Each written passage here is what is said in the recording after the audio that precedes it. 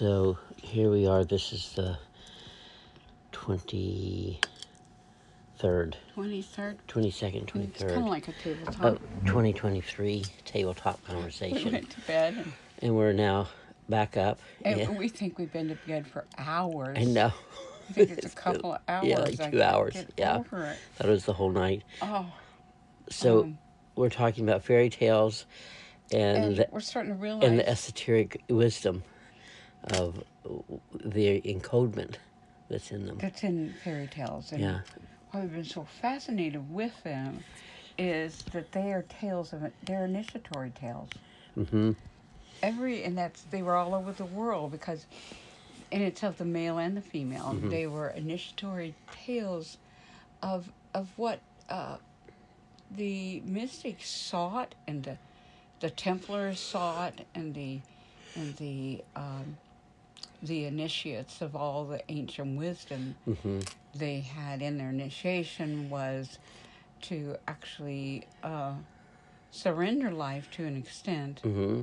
and cross over and then be able to come back. Yeah.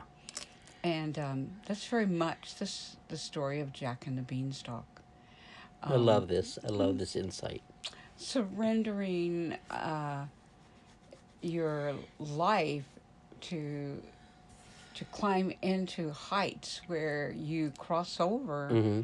and you go into the land Realm. of with the land of great consciousness, and it's a Uh-huh. realm and great wisdom and great abilities. Mm-hmm.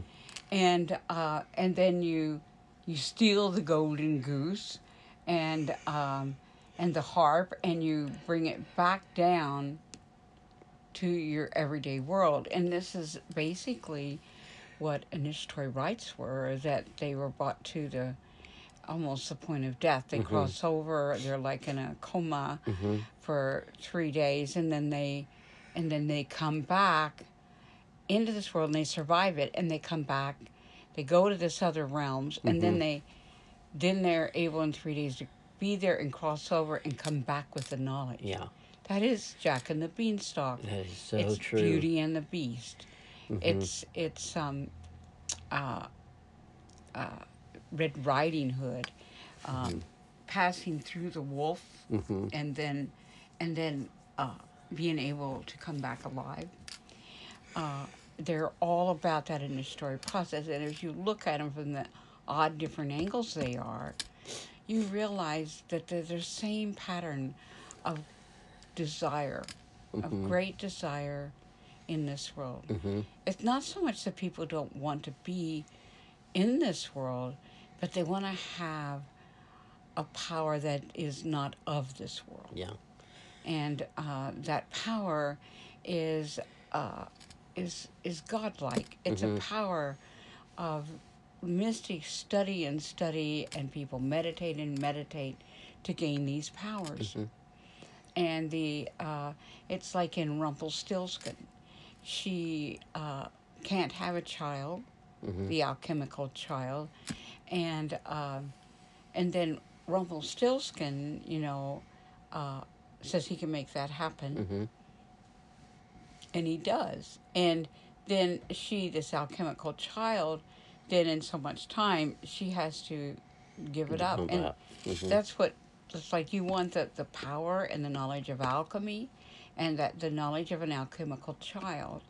And so what you do is that you have to, like in the initiation, she has to give up life. Uh-huh. She gives up that alchemical child, her future, and then crosses over and has the child, and it sits in that life, and Mm-hmm.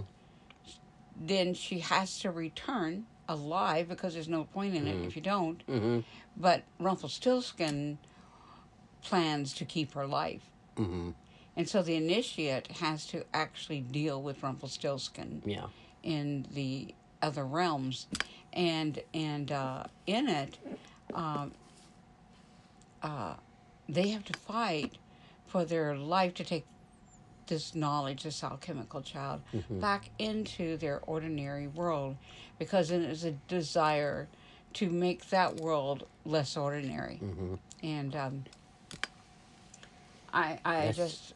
That's incredible, because with that ascending up to the realm where you receive the enlightenment and wanting to bring it back down here in your daily life is the passage of the initiates that is, I think it's just fascinating that it's threaded through every And fairy tale. Fairy tale, and it's also threaded in religion and Yeah, mysticism. yeah. That even in the Catholic, it was to to one who had given up his life Uh-huh. and had resurrected and come back with the knowledge. Mm-hmm. That there's this desire to consume that knowledge, to have that knowledge. And so that's why communion is important. They made it that's what it is they eat the knowledge of one who has gone through that initiation and come back risen, Uh-huh. and in the stories, and so they think from that they will be enhanced Yeah. by that. Yeah. And so communion is seen literally as an enhancement, and Yeah. and it's all really in that realm of the desire to be here, but let there be giants. Yeah. To be a giant here with the knowledge one has, so that you're able to levitate boulders. Yeah. I mean, to levitate is a skill that they used to call for magicians. Mm-hmm. But even the magician was an idea of an initiate, Mm-hmm. one who could go into another realm and bring back the ability or the knowledge. And so we're born with this practically, that for me, It's like I almost was born with it because my mother had surgery when she was pregnant with me, where she had a tumor, and the tumor was really getting to be as big as me, whatever that. Mm-hmm. And so they were going to take it out, Mm-hmm. but it's like an initiatory I went through with her. Yeah. Because there was a 50% chance that I, as the alchemy child, Mm-hmm. would die. Yeah. And so when she went into the surgery, it's like I went through that process of like comatic process Mm-hmm. Mm-hmm. that babies don't usually go through during the pregnancy, but I had to go into the coma with her, Mm-hmm. and she had to release her life to gain my life. Yeah. And in a way, it's like I always felt that this what was thought as a tumor possibly would have been a twin that Mm-hmm. couldn't complete its passage. And at times I feel as deeply as you and I are connected that possibly you were that twin. And so when you came back into life, your mother actually died at birth. And it's like you had already gone through the initiation with me, and also you went through it, and so you were able to go to the other realm, because when a child that is blue becomes a blue baby, basically they're born and they start dying. And when they change the blood over, then you're given life again. So it's like that initiation. Yeah. Your birth is that initiation. Other people see it. I think that's why I see you as so incredibly masterful in your way of loving and your way of seeing things, that you're not all upset about everything in the world as I get sometimes. And I think you're not, it's like you don't care, but you seem to stay centered. And it's not that I am never centered, but Yeah, you're very because centered. I'm fire, I'm more like a cauldron. Well, the flames of you dance around. There's a lot of flickering energy. Yeah. So And your air, you feed that. So, yeah. But I was just thinking with the But you feed it in a very masterful way.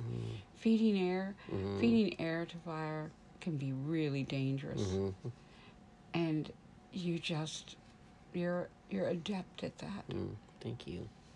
Well, I think with the whole kind of esoteric, which is esoteric is really etheric. It's the unseen but visible through other means of with the fairy tales. And then I was also thinking, because we were watching the thing with the Knights Templar with Freddie Silva, when he talked about their connection with John the Baptist, which I really hadn't thought about very much.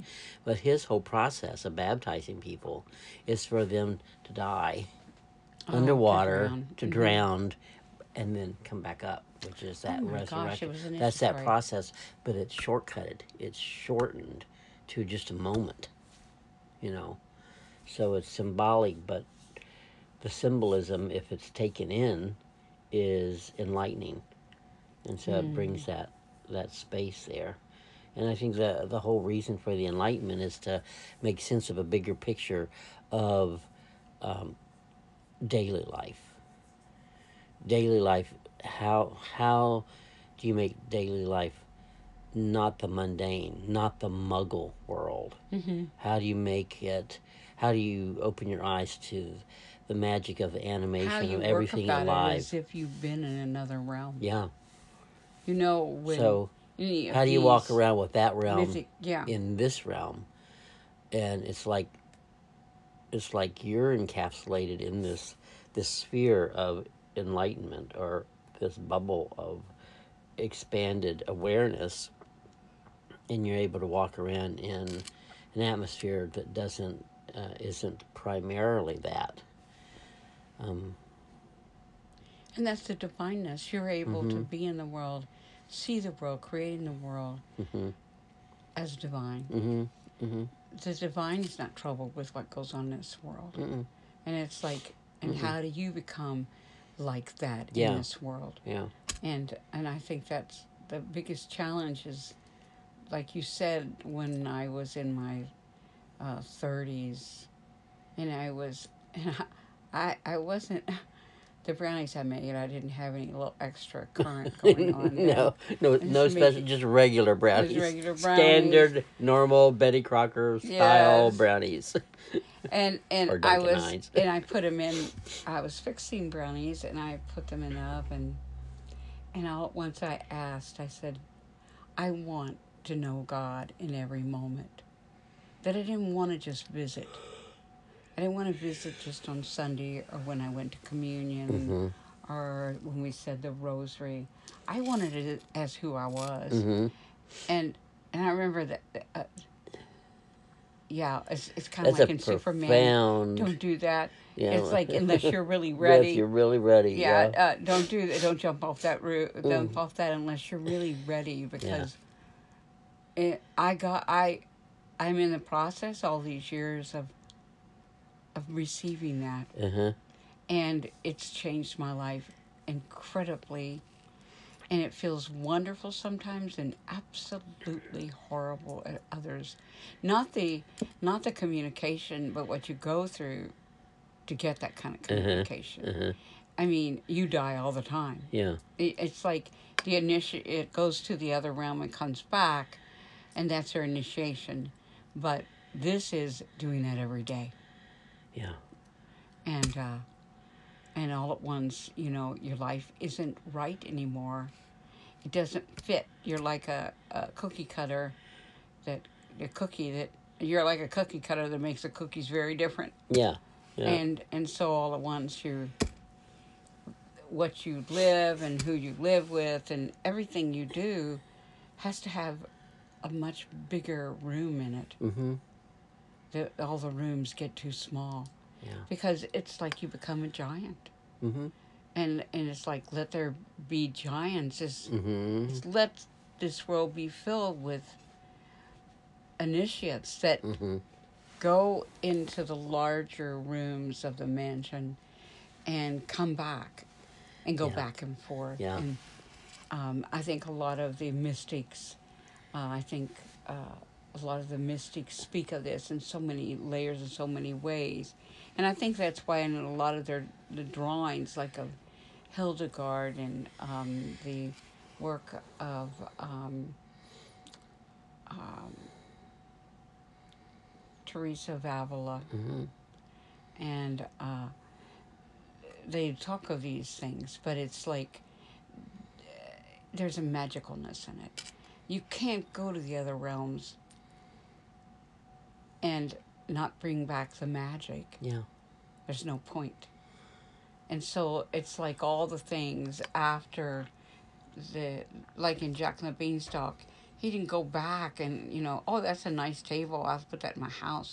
He brought back magical things, Yeah. and that is expected. Mm-hmm. And that they stay magical in this world. Yeah, they don't just revert to a standardized the golden thing goose in this doesn't always in this just, realm. He still lays his golden eggs. Yeah, yeah. The harp still plays, Mm-hmm. and that's quite an accomplishment. Mm-hmm. Mm-hmm. And there's a lot to learn how to do that, and that's why they call people who have teachers and study, they're adepts, and they become adept in it. That's why Yeah, there are the shamans, there adept are does- magicians, there are sorcerers, there are priests, there are gurus, there are holy men. Yeah, and their adeptness doesn't diminish back to what was prior to their going into an illuminated or numinous space. Um, that's key because, like, anytime a creative is trying to reach into a more expanded space, they don't come back with an ordinary thing, because that would be a pointless exercise in doing anything. What's that? As if they didn't go. Yeah, and so I think that's and why. the language, the way you write, you don't come back with just standardized Merriam-Webster words. No. You come back with what's in the energy inside a word, What's or dead living. here is alive. Yeah, and you don't revert it back. You don't translate it down. You don't dumb it down to a standardized Because it's the golden thing. goose. Yeah. Don't come back with the golden goose and then tell it not to lay golden eggs. Yeah, just because people don't understand that. The price of eggs has gone up, so just make regular eggs now. No, that's not how that works. In fact, it's like if you go to these realms and you come back and they turn into dust, the gifts you have, they become nothing. Or because somebody else thinks they're nothing, they become nothing to you. That is what is expected from a culture. Okay, they may give you leeway to go off on your little jaunt, but don't come back with any changes that's going to change here. Well, it's kind of like when they tell the young men that go in to become priests. Go into that. It's just so... And come back, though, and obey all the rules of the church, which are not working from that realm. And it's pretty big. Yeah, and they pretty ask, horrific to demand. Yeah, that. And in this world, when anybody goes on a inward journey, when they come back, everybody expects them now. Come on, be your regular self, but they're never going to be their regular self. What's the point of going if you don't have the goose with the golden eggs, or you don't have the harp? And in fact, in the Jack and the Beanstalk, some of the stories that go a little farther than him just getting, away from the giant coming down the vine, is that the giant falls down the vine into his world, and that magnifies it. Because see, all at once, something unbelievable from that world falls down into your world, and it's really there. And it's really there. And it's like It's like embedded in the ground. It's embedded in the foundation. It's real. It's right there. And in a way, it's such a confirmation to Jack and everyone that And knows everyone Jack yeah. that Oh my gosh, what something you're doing is real. happened there, and this is part of what happened. And let there be giants. And it's so funny now as we're now excavating more places in this world, they're actually finding giants. And when they're finding, and they're working around the suppression of that information. There's so much information that has been found out, and that's what they're talking about, like with Antarctica. You know, the warming of the globe and the melting of the ice caps is exposing what's been there that has been unexplainable. But they're going to have to start explaining the unexplainable. It's kind of like the giant fell out of the sky. It's really... It's like the spaceships fell out of the sky, the beings of other worlds. And what it is this world is kind of invisible to us. And we walk around like it doesn't exist, and then one day it falls out of the sky. Yeah. And in 1947, it fell. The year I was born, it fell out of the sky, and then all at once. And now all that's coming. I mean, the Pentagon's already acknowledged stuff. You know, things that they've known for a long time. And we could get scared about it, or we could think, Ooh, "Oh my God, there are other realms." Yeah. And we could instead of being scared of the knowledge, or scared of what fell out of the sky, it could be proof that there is a land above. Yeah.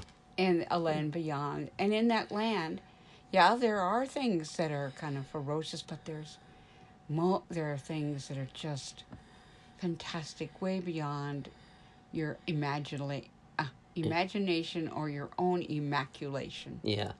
That to be immaculate is one that has gone into the other realm and has come back pregnant with seemingly no source. Yeah. And that's what, when people start all at once coming back with knowledge that nobody can locate, it's like an immaculate conception. Yeah.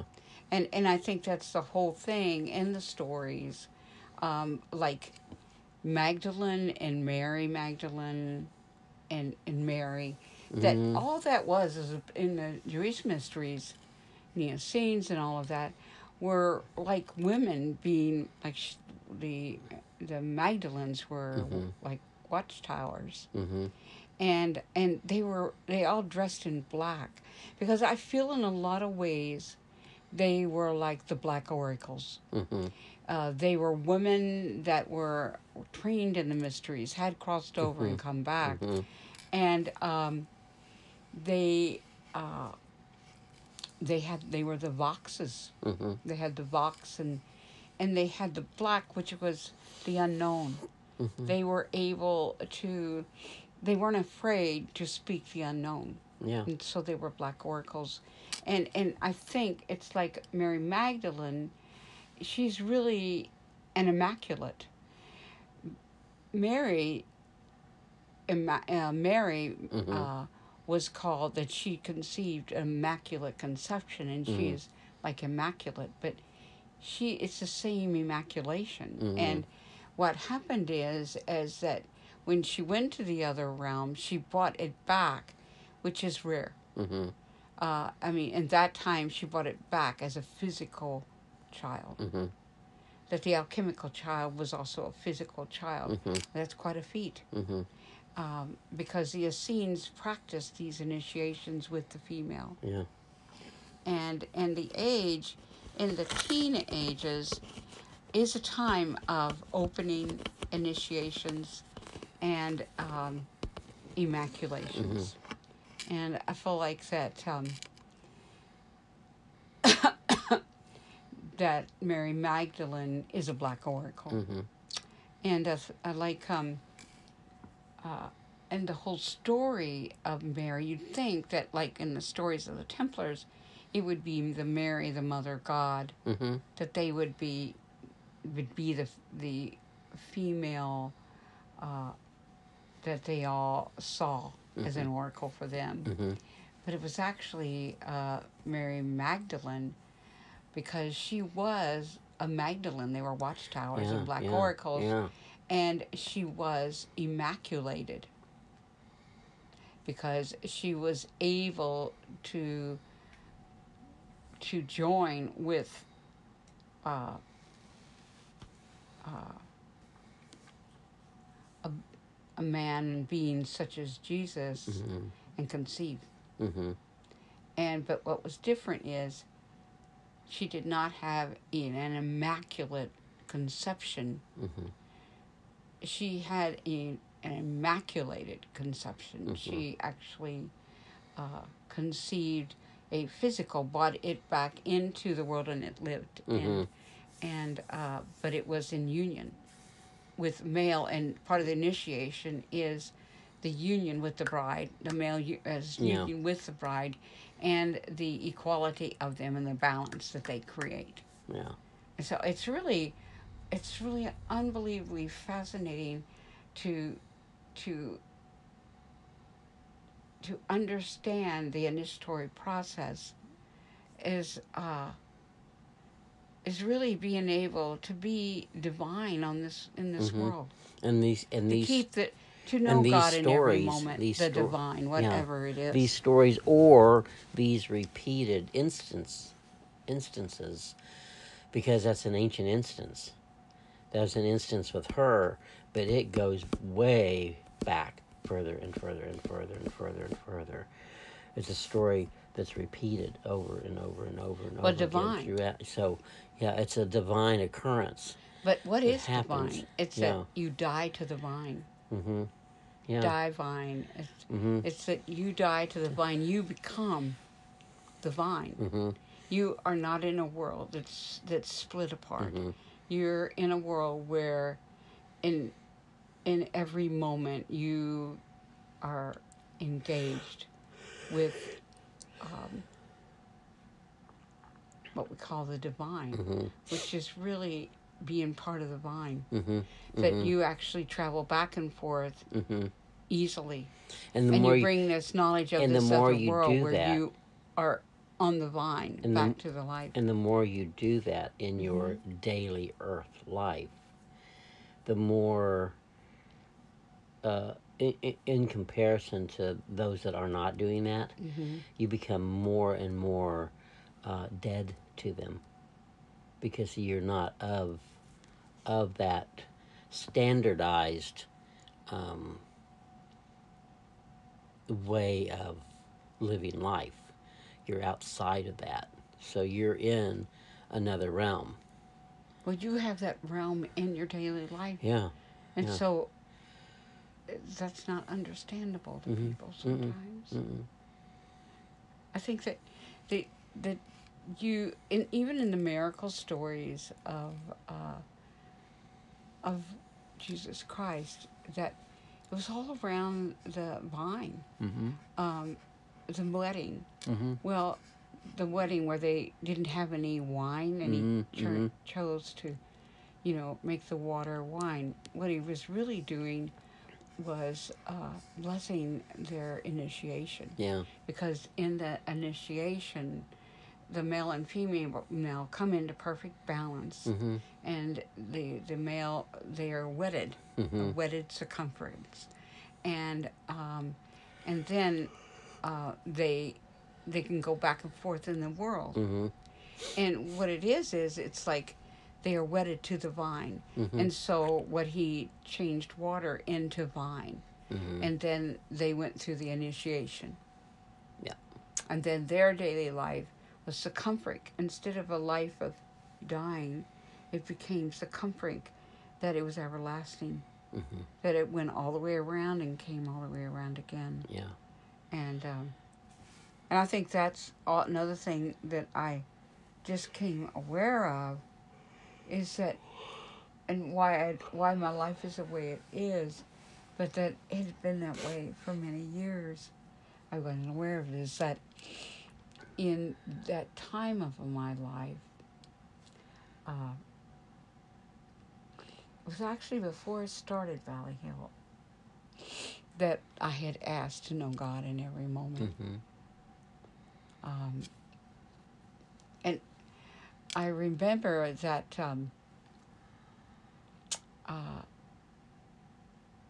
Valley Hill became symbolic of that request. And that request was really about initiation.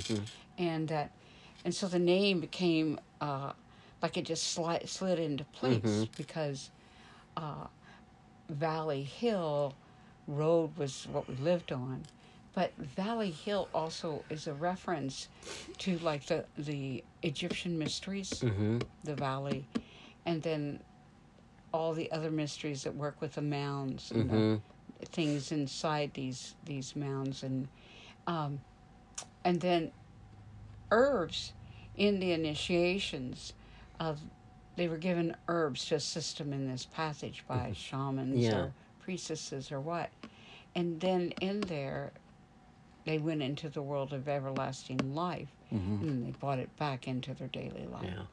And so it was really symbolic, which I didn't really have to piece it out or understand it. And it's so odd because it was like a treasure. And it became more, Valley Hill became like a treasure to Kentucky. And then also became the fairy tale. People told me it was a Cinderella story. It was a fairy tale. And see, that's part of the initiatory. And as a young girl, I read fairy tales until I was a woman. And what I was really reading was initiatory tales. And so Valley Hill was an initiatory tale. And I went through that initiatory you found tale. a vehicle to And it worked with get that to bees others. because we had 12 acres of herbs and flowers. So basically we had 12 acres of bees. Lots, and I mean, I could never even tell millions how many bees, because the plants were big and wonderful. The basils were bees. Up to your waist, and they were full of bees, and the coxsacomb was full of lightning bugs, and there were the bees, two magical species, the lightning bug, and very magical and magical in its own ways, and also magical and healing in this world. And it's the same thing with the bees. But the awesome thing about the bees is that their bodies are much bigger than their little tiny wings, and it's like something you would laugh at. It's like ridiculous. How can that, how can he bring that body with those little wings up and fly around? And they don't really fly, they levitate. And their wings, it's in the speed of their wings. It helps them lift this heavy thing. And so it's not in like in a hummingbird with the feathers and things. And so the bees are about lifting. They're about lifting something way beyond you. They're about like how did the pyramids get put into place. It's and they are, but they're also about speed rate. And so they're about lifting with your consciousness heavy things by your frequency and your speed rate. And so Valley Hill was the whole practice of working with this kind of consciousness speed rate. And so all at once, it became, by the time that it was in full swing, Valley Hill was international. And it was like, it happened in the chicken house when the kids were taking their naps. And it's like, it's a magical tale. It is a fairy tale. It's like the impossible, and that was an initiatory journey. And it did change my life. I completed that journey, and I was never the same. And it was, the bee became a spokesman for me, and he became totemic. And he is totemic for you and I, which is the same in storytell, with the work we do. Mm-hmm. And it does feel like we're too little for this job. Mm-hmm. And we really need to be totem because it's Yeah. really a large consciousness Mm-hmm. that we're trying to levitate. Yeah. And the whole world is a very heavy, large consciousness right now. Yeah. And it doesn't have a lot of lift off Mm-hmm. because it's very heavy. It's Yeah. got a lot of lead. Yeah. And so we realized together that there needed to really be a very fast speed rate because it Yeah. won't work. Yeah. The consciousness has yeah. to take a leap, you know, Oh God, and that's it's so like true. and it's like in the initiation, it has to take a leap of faith.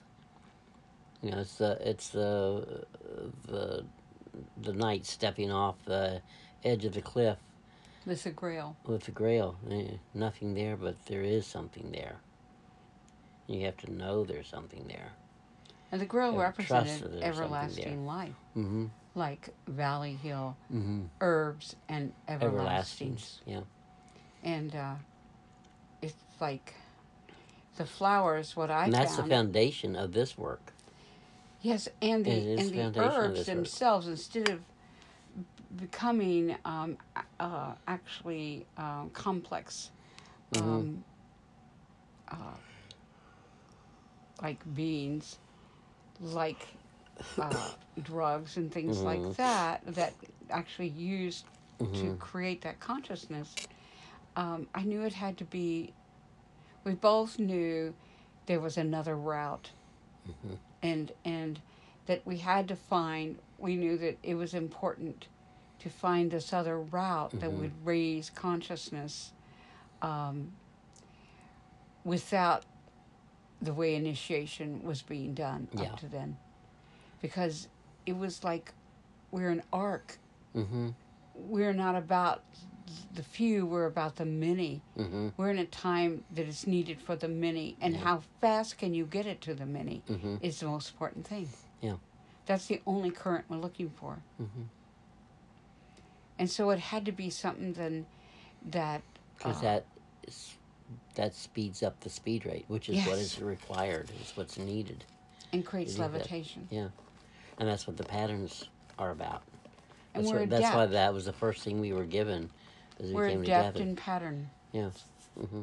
We understand pattern. Mm-hmm. And we use the patterns of everything and nature. Yeah. And there's a whole consciousness Mm-hmm. within the world of nature Mm-hmm. that is in a tremendous rate speed. Wow. And especially in the world of plant and flower. Mm-hmm. If they can these herbs become generators of an initiatory rite, and Mm-hmm. then they have that without even ingesting them. Mm-hmm. They have it within them. And so it was that consciousness that we started working with. Is Yeah. how do you get that consciousness faster and easier? Mm-hmm. Because not everybody has that opportunity. No.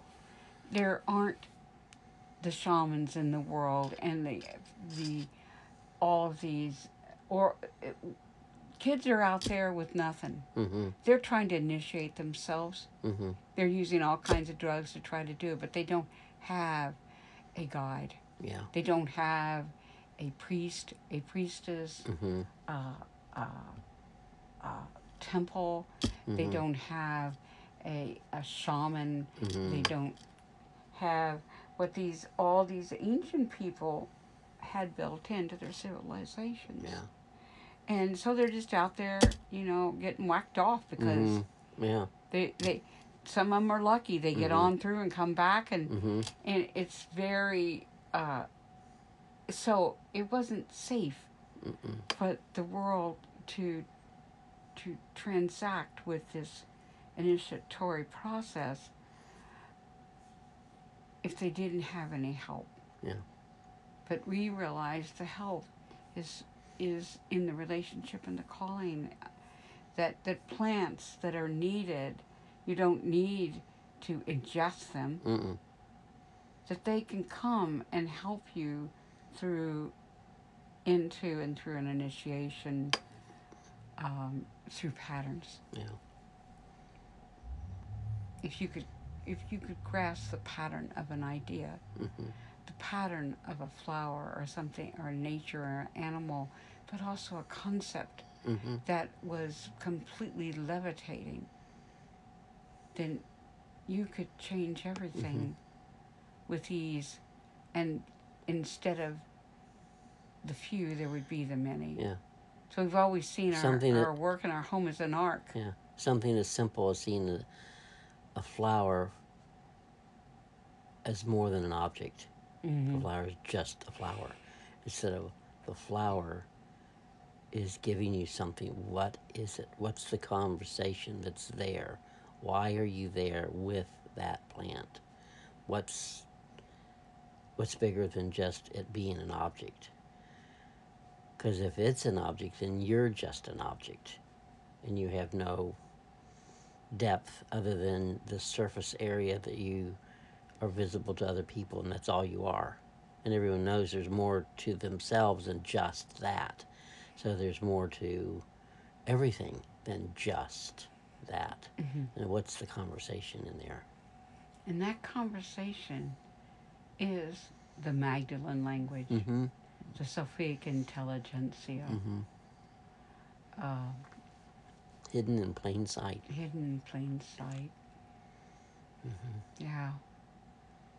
And so all the gold, the threading within the patterns is about the gold actually levitating the lead Mm-hmm.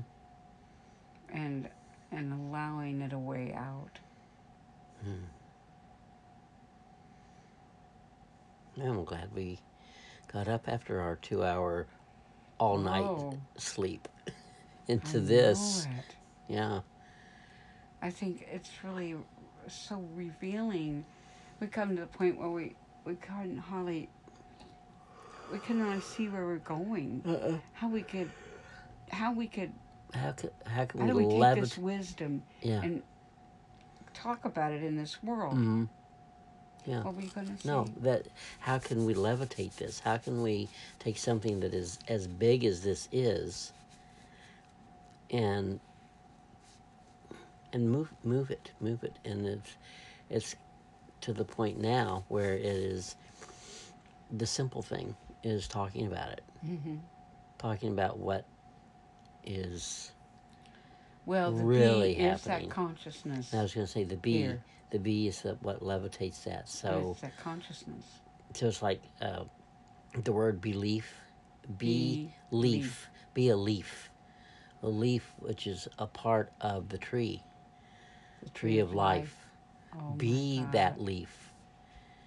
Oh my God. So, and that's why people stress just be yourself, be real, be this, be that. Is the You trying? don't need to reach But the it's tree in of the life, you language. be the tree of Yeah, life. is the language is full of pollination. It's self-pollinating. Yeah, Yeah. it is. And then in the language that where you've gone, where you've traveled, where you've ascended for that crossed over. enlightenment, that crossing over and bringing it back, you bring it back alive. Yeah. You bring I'm it able back to bring it alive. You don't bring alive. it back. It's breathing. Yeah, it's breathing. It's alive. It's relationship-y-ol.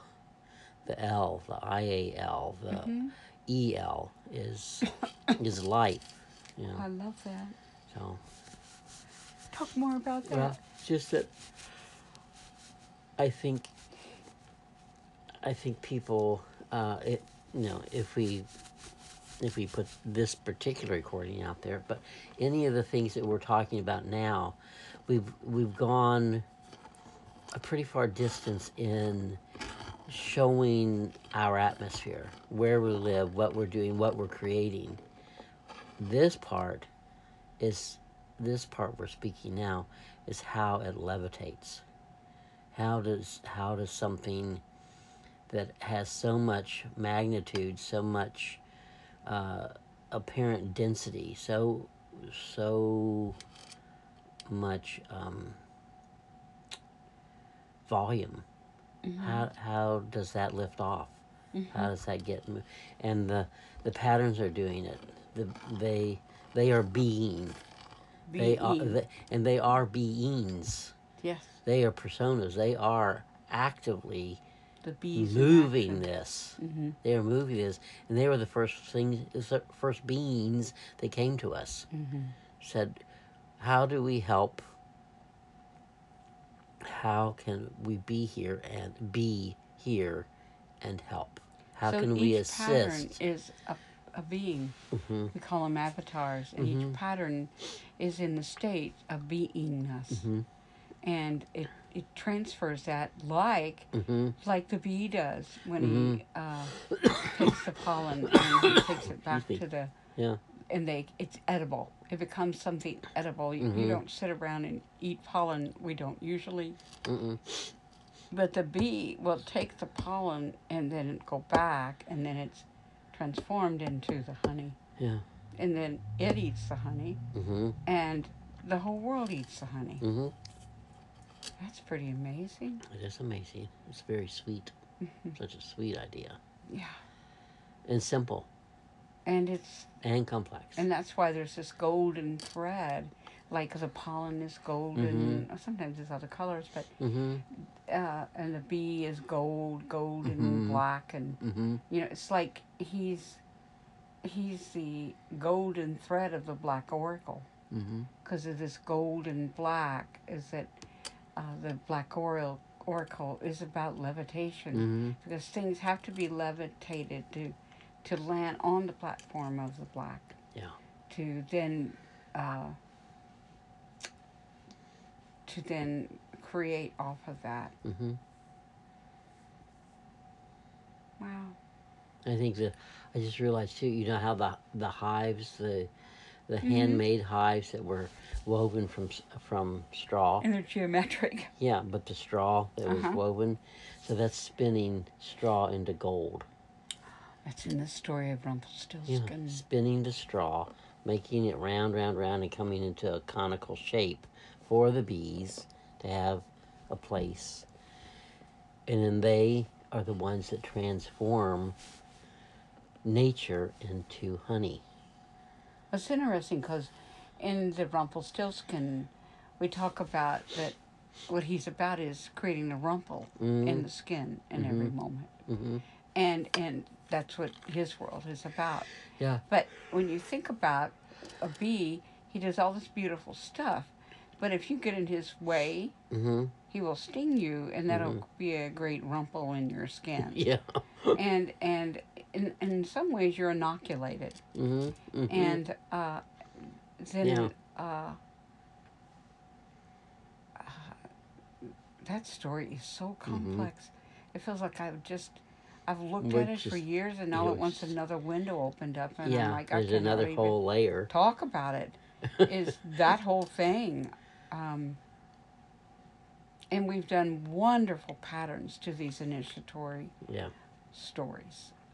Rumpelstiltskin, I Wild think Swans, on the February long spoon we may bring the fairy tales. some of the fairy tales forward. Oh, that would be beautiful. And maybe do that throughout the year. They're in the initiatory different tales. long spoons. Yeah. Yeah. And we've written in length an initiatory tale. It's like, I remember when I was a young woman that they had the unfractured fairy tales on, and I just thought that was fascinating. I just loved it. But it is like unfracturing the fairy tale, is that you retell it in its own language. Yeah. And its own initiatory tale rights, and it becomes different. And we did the patterns of the true initiatory tale. And so when you look at each of them, are not a bunch of pages, there's one, is that carries the pattern of the original initiatory tale. Yeah. And I just realized, I'll just say it here as a reminder too. but the changeover and using the issue program that's going to be what we use for our flip books and stuff. Mm-hmm. Inside that particular one can take active links that you can click on and move to something Mm-hmm. else. It can take video and audio. It can be embedded in there. So it's like we're starting to corrugate and bring together all uh, these different tools, different storytellings, different layers of initiation Mm-hmm. into an enjeu of telling. Well, it's so funny because in this time, all this technology, people are, confused about, is that Mm-hmm. good or bad? Mm-hmm. Are you a good witch Sure. or a bad witch? And really, the truth is, they're neither. They're new, Mm-hmm. because I think technology is very much like bee technology. Mm-hmm. Is that technology takes things that are heavy Mm-hmm. and lightens them and makes them very fast. Very So fast. their wings become about as fast as bees. Fast as light. And they're lifting things that were impossible. It's like the impossibility of being 35 years in this work Mm-hmm. and creating all kinds of ways to take it in. And I was really objected to technology in the beginning. I was Robert was fine with it, but I wasn't. And it was just like, um, what I'm getting to is it's almost like bees, and they think that that the bees aren't really from here. Mm-hmm. That the technology of what bees are and the way they are and how they is really from somewhere else, Mm-hmm. and that it came here to this planet. Mm-hmm. And it's also that it's thought we call the technology AI because it's what is it? Artificial. Artificial intelligence, Mm-hmm. but it also is like it's not really from here. Mm-hmm. It could be Alien. alien. And there's all this Alien confusion intelligence. about it, and I'm thinking, why did we come in with this and work with this, and we go and we use this technology? In fact, it's what we were waiting for. Mm-hmm. And Something so fast there's enough to something, carry this information. and so there is. You could see all the horrible things that this can come to, Mm-hmm. or you could see that it's very bee, Mm-hmm. and that it is hivio in the sense that people learn to cooperate and live in peace and live together and create the sweetness of life. Mm-hmm. And so it's a matter of perspective. But I had to change mine. It wasn't like I sat around, I want to do this and waiting for it. It's like, well, most of all is like nobody bought all of our work. We were ahead of our time, and so we weren't rich. Mm-mm. We didn't have the money to make books, put them out. We were odd, so it's like we knew that we weren't going to go through the critique system that works with everything that goes out, because we are something that's going out that may not In a different way. be bound by those rules. And so we get special, like, fairy godmothers that come, and we receive their patronage or their wisdom, their caring, fairy godmothers and fairy godfathers. Mm-hmm. And that's what we have to wait for. We often feel very Cinderella Yeah. and transformative. And so we receive the pumpkin and the carriage and going to the ball for a few hours and then being thrown back out. Yeah. And and that's part of the passage. And so that we have to learn to see a pumpkin as a carriage, and the whatever became the horses, and that all at once we're wonderful and beautiful, and then we're thrown out like trash, and then all at once, we're down to no money. And then we realized that as much as I didn't want to work with the technology, that it had the magic threads. Mm-hmm. Threads that we didn't have to have a lot of money for. Mm-hmm. And so it was a way. Mm-hmm. It was the read for us. And so Robert learned a lot about it, and then practically I was tricked into it um, uh, by a dear friend that patronized us and then invited us into that world. Mm-hmm. And I remember, uh, what was her name? Mm-hmm. It was Joyce Tennyson. And I felt like, I didn't know Joyce all that well. And so I was amazed that she knew somehow that we needed help, that we needed not to sell our original pieces because they're for much more than just one, Mm-hmm. and that we needed to learn the technology to work with prints of what we did. So it's like copying. So it's like very be like hiveal as that Mm-hmm. Mm-hmm. that instead of just you have a whole hive, and so um, we went to dinner one night uh, at her home, and we were introduced to two of her assistants, and we had a wonderful dinner. And then later we went downstairs, and they were going to To teach her us studio. to her studio, Mm-hmm. and we had. I think by then she had already given us a camera to use to try to take digital, Mm-hmm. and then how to work with a computer. Mm-hmm. And I think you had done that. Photoshop. Yeah. Yeah. And then, so Robert had some knowledge, so I was very comfortable. And they talked to how to work, take your pictures to print. And so all at once, Robert learned how to use the machinery and how to clarify a painting and everything. And so I was just sitting there.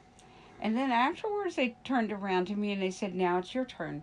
And I was just dumbfounded. I didn't even. I said, "Oh, that's not for me. I don't even know how to turn it on." And Computer. huh? A computer. A computer. I did know. not know how to turn on a computer. And at times when Robert was on it a lot, I felt like I had competition there. And I was a little angry at it because of just the amount of time it takes to learn it. And they said, "Oh no, you can't leave until you learn how to do this." So that was the end of that. Mm-hmm. And Initiation. then it was my initiation, Mm-hmm. and I couldn't leave until I at least knew how to turn it on and work some of the programs. Yeah. And then I began the training process. Mm-hmm. We both did over the summer. Yeah. And it was the greatest gift. And it's I'd say all people have this otherworldliness about them that they're in communication with, and it depends on who they are, how often they utilize that and do that. Mm-hmm. And we feel very grateful to her uh, for that. Yeah. Yeah. And a great amount of time and materials were given to us to utilize. And so it's like if you don't get money one way, Mm-hmm. you get wings. You Mm-hmm. get bee wings, and Mm-hmm. you get wings that can go so fast. And so here it's like, oh well, you're driving around in a car. You need wings like bees. You can lift Mm-hmm. heavy objects, and that's what we got. With the technology, we learned how to levitate Mm-hmm. very heavy things like books we had written and decks we had done and artwork we had done, where we could actually make it um, uh, available to the whole world. Yeah. We could send a pattern from here to any part of the whole world now, Mm-hmm. and we have. And so that is mystical. Mm-hmm. That is an initiation and bringing back from the other realm that into our living world. Yeah. And the daily world. And it's like it's no good if it doesn't work here. Mm-mm.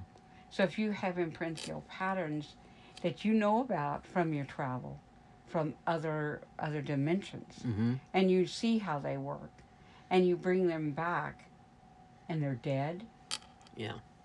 no way.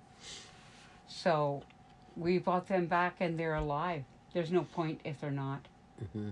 They're alive, but there is a lot to getting that whole concept lifted. Lifted enough in this daily earth realm that you have room and breath enough to talk about it. Yeah. It's like you said, it's So it had to become unlimited. it had to get to a point where instead of not talking about it, to not talk about it made no sense. Well, it's something living in the other realm. To bring it back And then not say anything. It's not alive. But we know it's alive. We know so it is. We work with it as the livingness it is. And don't limit it by other people who are not willing to bring back what's alive from those worlds. Yeah. And we're literally awake to it right now. We woke up tonight to talk about this because we're awake to it. We almost come to the point we felt it was impossible to. That no matter how, it is such a huge concept that we didn't know how to bring all of it in all of its informational qualities.